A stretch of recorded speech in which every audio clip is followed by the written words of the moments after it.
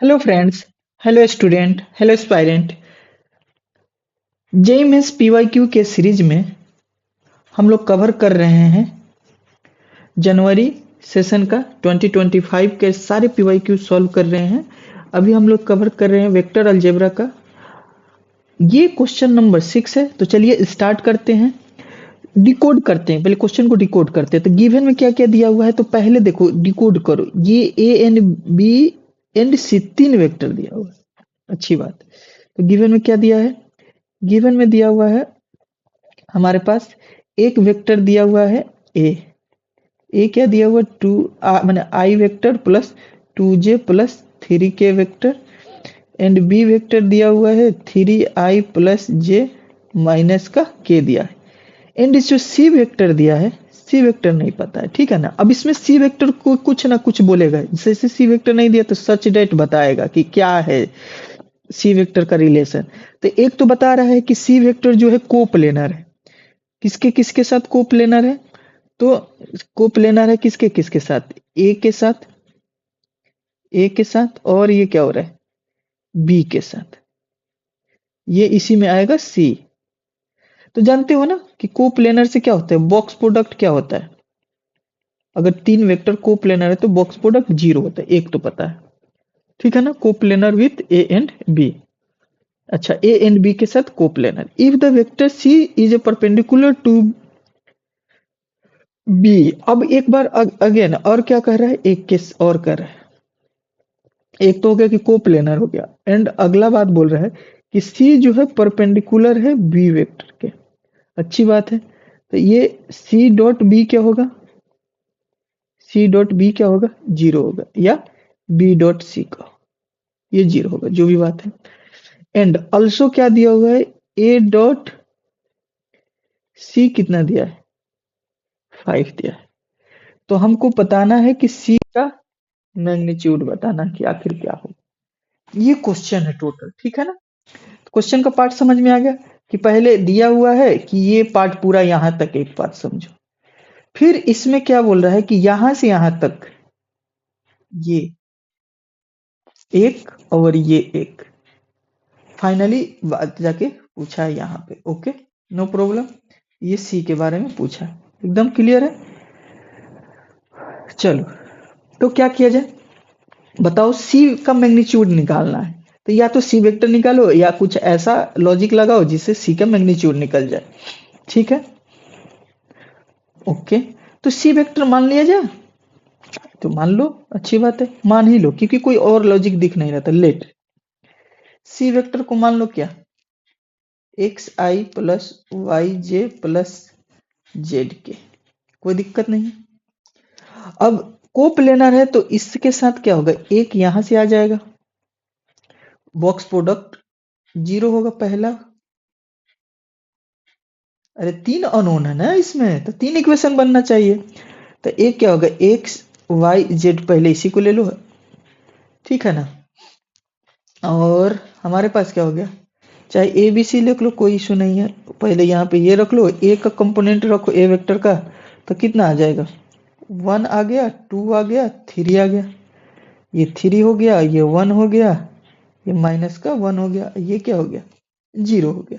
तो चलो इससे क्या मिलेगा तुमको, सॉल्व कर लो। तो ये 1 जेड माइनस माइनस प्लस का वाई, फिर 2 यहाँ से कितना हो जाएगा, 3z माइनस माइनस प्लस का x प्लस का 3, और क्या हो जाएगा 3y माइनस का x y में एक आ जाएगा। तो ये क्या हो गया, y प्लस जेड माइनस का 6z माइनस का 2x प्लस 9y माइनस का 3x इक्वल टू, बताओ क्या आएगा, माइनस का 3x इक्वल टू जीरो आया। माइनस का 3x इक्वल टू क्या आया बेटा, जीरो आया।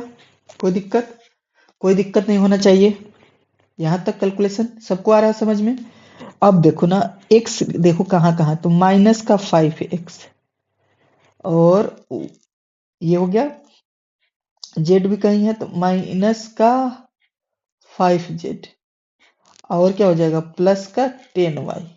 तो इसको इधर कर दो, ठीक है, ये क्लियर हुआ। शुक्रम सॉरी। अब यहां से क्या हो जाएगा बेटा, सॉल्व करो, डिवाइड कर दो बेटा 5 से, -5 से कर दो तो ये क्या हो जाएगा, -5 से कर दो, कोई मसला नहीं है। तो ये रहा, तो माइनस का 2y प्लस का z इक्वल टू, ये आ गया फर्स्ट इक्वेशन। एंड अब जो दिया है हमारे पास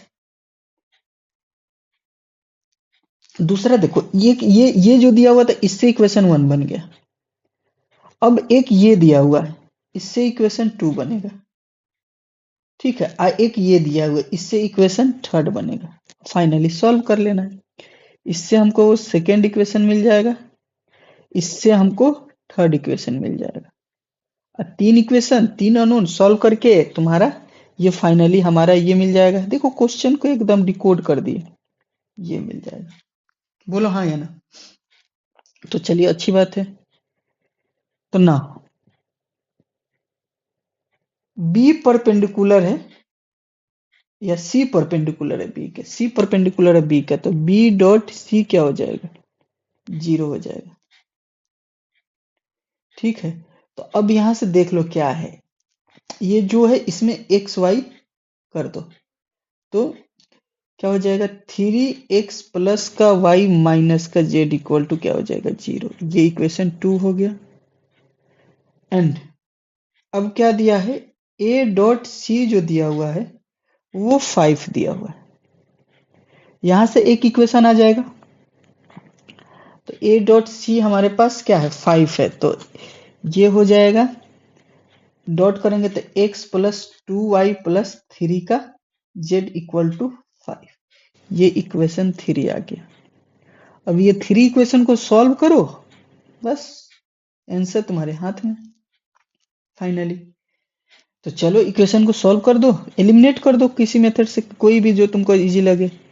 ठीक है, इक्वेशन 1 और 2 को ऐड कर दो, 2 और 8 को ऐड करोगे तो देखो कितना हो जाएगा हमारे पास, 3x प्लस वाई माइनस, यहाँ पे लिख देना 1 इक्वेशन 2 को ऐड कर रहे हैं, माइनस का z प्लस कितना आ जाएगा बेटा, हमारे पास क्या है x माइनस का 2y प्लस का z, इधर में 0 है इधर में भी 0 ही है, तो ये क्या हुआ कट गया, तो हमारे पास क्या हो गया 4x माइनस का y इक्वल टू 0 आ गया।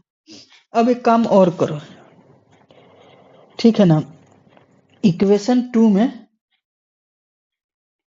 3 से मल्टीप्लाई कर दो, ऐड कर दो इक्वेशन 3 से, 3 से मल्टीप्लाई करोगे तो क्या हो जाएगा 9 का x प्लस 3y माइनस का 3z इक्वल टू 0।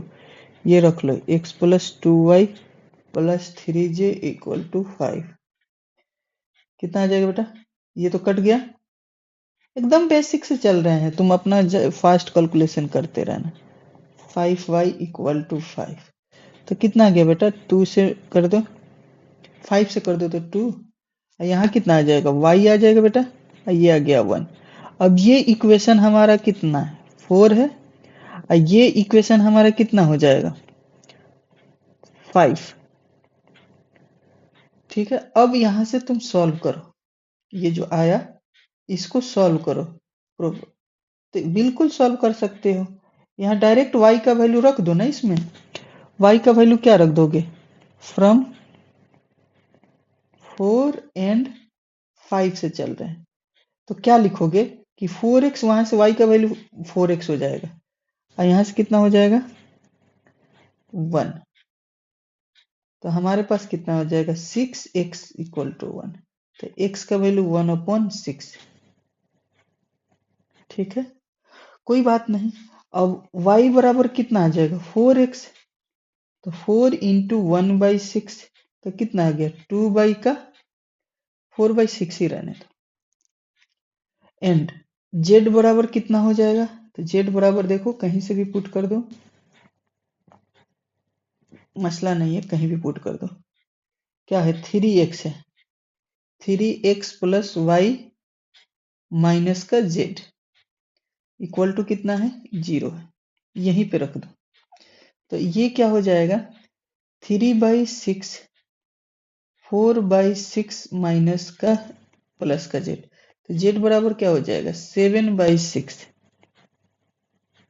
अब हमारे पास सी जो वेक्टर आ गया, ये आ गया 1/6i, ये हो जाएगा 4/6j, ये हो जाएगा 7/6k।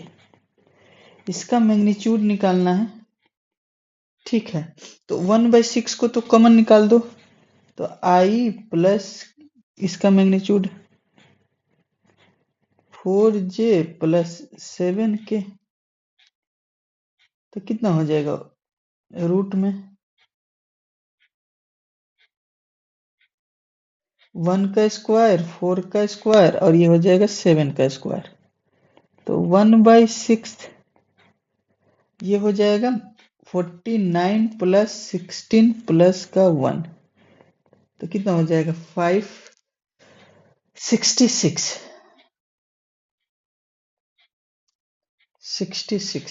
ठीक है, ये है आंसर। कोई मैच कर रहा है? ठीक है, एक काम करो, इसको ना √6 इंटू √11 कर दो, और यहाँ से दो √6 इंटू √6 कर दो, कट हो गया। तो फाइनली जो हमारे पास आंसर आएगा ये कितना आ जाएगा,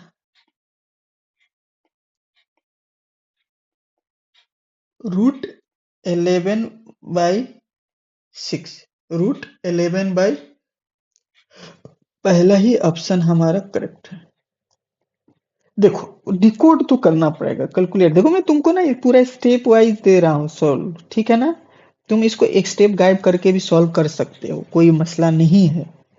हमको तुम्हारा अंडरस्टैंडिंग डेवलप करना है, अप्रोच डेवलप करना है, एक एक चीज। तो मैं तुम्हारे सामने कैलकुलेट करके सारे के सारे A to Z दिखा दे रहा हूँ।